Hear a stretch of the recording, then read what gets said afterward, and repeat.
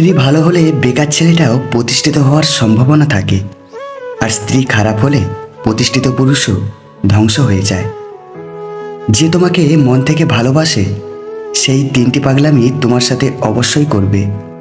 এক, সে তোমার প্রতি বেশি বেশি অধিকার খাটাবে। দুই, তোমার প্রতি অন্যের অধিকার কখনোই মেনে নেবে না। আর তিন, তুমি যতই ব্যস্ত থাকো তোমার সাথে কথা বলতে চাইবে।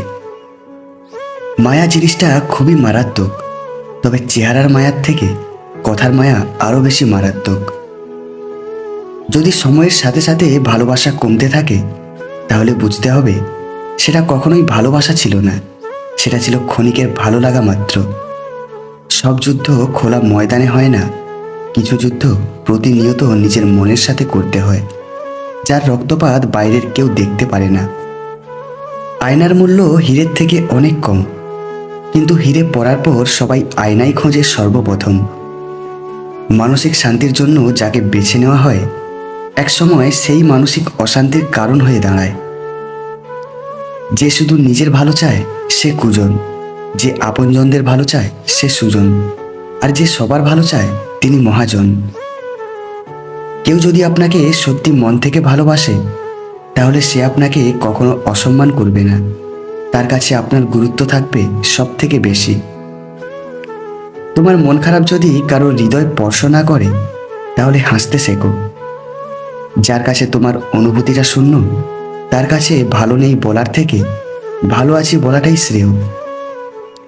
কেউ জন্মগতভাবে খারাপ হয় না, খারাপ বানায় কিছু বেঈমান আর আশেপাশের পরিস্থিতি। কাউকে ভালোবাসলে এতটাই বাসো যেন সে কষ্ট পেলে প্রথমে তোমাকেই মনে করে। মানুষ মানুষকে না দেখেও জীবনের চেয়েও বেশি ভালোবাসতে পারে। কেন জানো? কারণ ভালোবাসার সৃষ্টি হয় মন থেকে, চোখ থেকে নয়।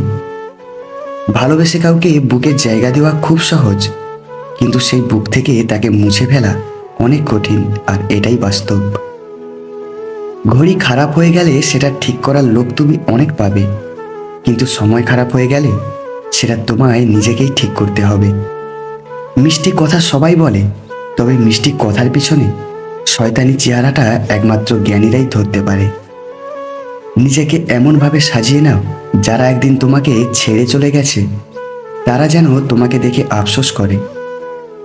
সকালে ঘুম থেকে উঠে স্ত্রীর হাসি মুখ দেখলে সারাদিন মন মেজাজ ঠিক থাকে, এবং মন মেজাজ ঠিক থাকলে সব রকম কাজ ঠিকঠাক হয়। তখনই স্বামীর উন্নতি খুব তাড়াতাড়ি হয়।